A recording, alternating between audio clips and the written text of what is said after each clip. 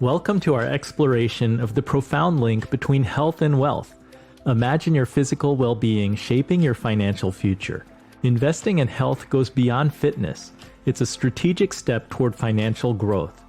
Regular exercise, balanced nutrition, and mental wellness are not just beneficial for our bodies and minds, but also catalyze increased productivity and sharper decision-making. This leads to excelling at work and smart financial decisions. But it goes beyond just earning more. Embracing a healthier lifestyle significantly cuts down healthcare costs. Fewer sick days and chronic disease management translate to tangible financial benefits. Mental health is equally crucial. A well-maintained mind brings clarity and focus, essential in the world of financial planning. Stress and anxiety can cloud judgment, but a balanced mind aids in making sound investments and securing a future. In conclusion, health is indeed wealth. Each step towards better health is a stride towards financial stability. Join us as we delve into this dynamic relationship, guiding you towards a harmonious life of wellness and wealth.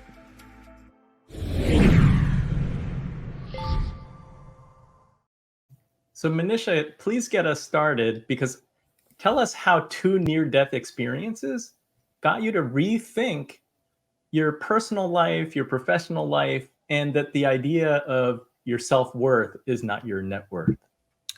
Yeah, as I approached age 50, this was 3 years ago, I had the second of two near-death health experiences. And this second one resulted in my having to take a 9-month leave of absence from work. I was able to stay awake about 5 to 6 hours a day, and it was a 9-month experience.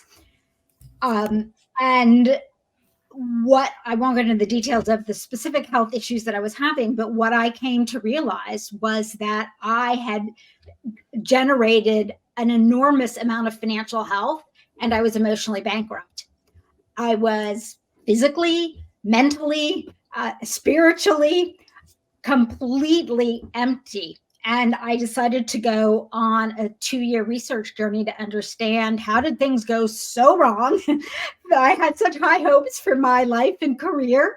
And how did I end up a human doing and not a human being? And the one thing I'll say as it relates to this topic is that there are many interesting things along the way, but there's a study many of us on this panel will have heard, which is about 10 years old now. And it says that earnings beyond $75,000 won't make us happy. And a lot of people rolled their eyes at that if they lived on the coast or in a high cost city. And the researchers decided to go back and take another look at the study this year. And lo and behold, they discovered, yes, even inflation adjusted, that number is not right, or the study is not right. But it's not right because the number is wrong. It's because for each one of us, there is a number, and it's different for each one of us, beyond which, if we do not have a base of overall well-being, increased money does not lead to increased life satisfaction. That was my experience, and now I'm committed to try and help as many people not make the mistakes that I did. Mike, you told me that the hardest part about wealth is lasting to enjoy it. Can you share a little bit about how your health scare changed your outlook? Yeah, I've spent it all. And no, I'm kidding. I had well, mine was really a roll of the dice, an autoimmune condition that had a pretty profound impact, which I've recovered largely from with the aid of medicine and a lot of science. And it is very difficult. And I can see this. And now that we're all around 50 years old, our parents are, many of them have passed away, they're aging, and we're witnessing that right now. Where do you get to enjoy the back half? And in many cases, it's a roll of the dice, but that's only about half of it. The other half of it is how you treat yourself. And that requires discipline and a change of heart for many. I applaud the ones that are healthy all the way through, and there are many that are, but there are many that aren't. And myself as a medical person, the biggest threat that you can do something about is your weight. And whether you exercise or don't exercise too much, it's actually the weight that gets you. And though they tie that to cancer and things like that, that's what I'd recommend for everybody, is to sincerely watch your weight. And if you have great difficulty, do it. There are meaningful medical solutions to get you there that are non-surgical, and the results are profound. And as a medical person, though, I know many are against medicating because they feel that that is a bad thing or a sign of weakness or what have you. The numbers are sincere, they are frank, and they are sanguine. That with medical, take your medicine. Heart disease, hypertension, diabetes, and excess weight. And if you can avoid those issues, you have a much better chance to enjoy your wealth later in life. So, two of you have had very motivated by health scares or health issues. I want to ask Michelle, because 30 years ago, I had a research study that showed that the health scare often is not enough to motivate people. Right. Well, it's very interesting because before my data suggested that health as a motivator might not be optimal for exercising in sustainable ways. I went into that study thinking health would be a fantastic, intrinsically motivating reason to exercise. But the data suggested that the people who exercised over a year had worse motivational quality than people who are exercising to improve their daily quality of life. And so that was confusing and disturbing until I started looking more deeply into other science and the reasons why health as a primary motivator for making a change might not drive sustainable change. But I want to stop there to just connect back to the things that Manisha and Mike said. Sometimes people have acute situations that are so life impacting that they, shake people to the core and really drive people to want to take care of themselves in more profound, sustainable ways. But I would say that's more of an outlier than is common for other people, or maybe people who haven't had quite as profound as a health event. Because for the most part in healthcare, over decades, we're going on over 4 decades now, health, even people who've had a heart attack and other types of serious illnesses and events, it doesn't drive sustainable changes for the most part. Now, nothing is ever true for everyone. So for some people, a health event will motivate them to drastically change their life. But from my read of the literature over 4 decades and just being a person living in society and talking to clinicians of all types, most people don't stick with the health promoting changes that would improve their both their physical health, but also their daily quality of life. So I'm going to open the floor to hear what other people have to say about that. Well, I'll suggest that inertia is a hard thing to overcome, mathematically proven. So it is very, very challenging for the people to change their lives. And it's a matter of time, energy, commitment, distraction, and all those other things. But I encourage everyone around me, especially for instance, I went on to, I'm one of the gang who's on a GLP-1 class drug now, and it's had a almost immediate, profound impact on my life. And about 95% of patients tolerate it very well, and it has had a meaningful impact on my life. And I'm proud to say that. Now, do I have to be on this the rest of my life to maintain this benefit? Not exactly, but I probably will be on it to some degree for probably the rest of my life. And honestly, I don't mind, because I have a great tolerability. And that's one of the beauties of American healthcare, if you will. It's imperfect. It just happens to be really, really, really good. And that the drugs are available, maybe not at a cost that's acceptable to everybody or even approachable to everybody.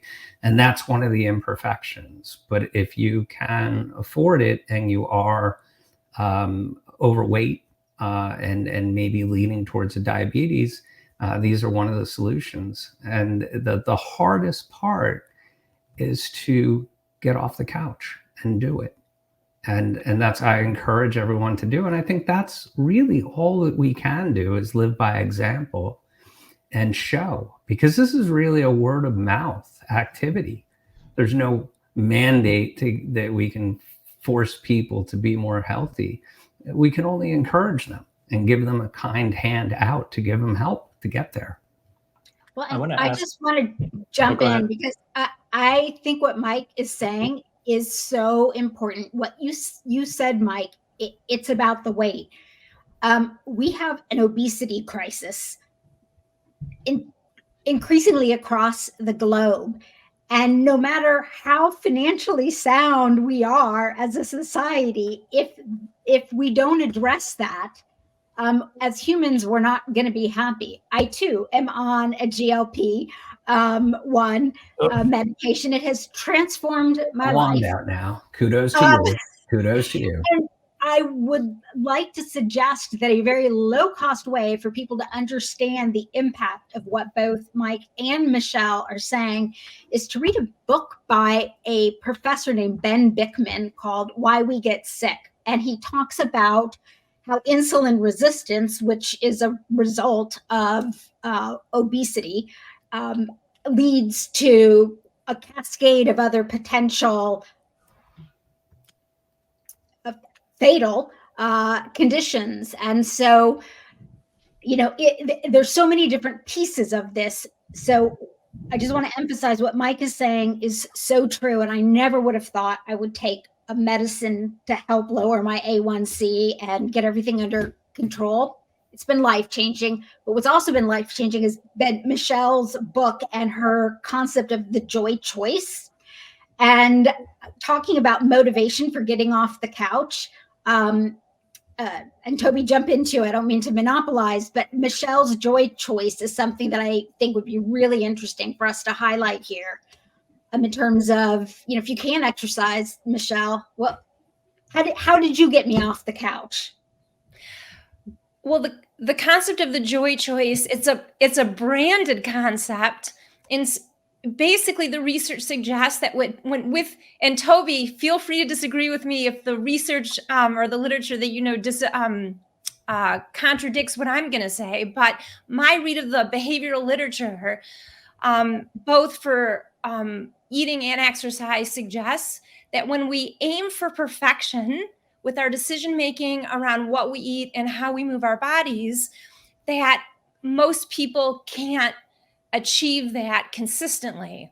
And what the research shows is that when people come to their decision points where they're trying to follow a way of eating or whether they're trying to exercise in a certain way with a flexible mindset that lets them have wiggle room and pivot and not try to be perfect, that behavioral strategy is actually better associated with decision making around these things. So getting back to Manisha's question, the joy choice, I branded the perfect and perfect option that lets us do something instead of nothing as the joy choice.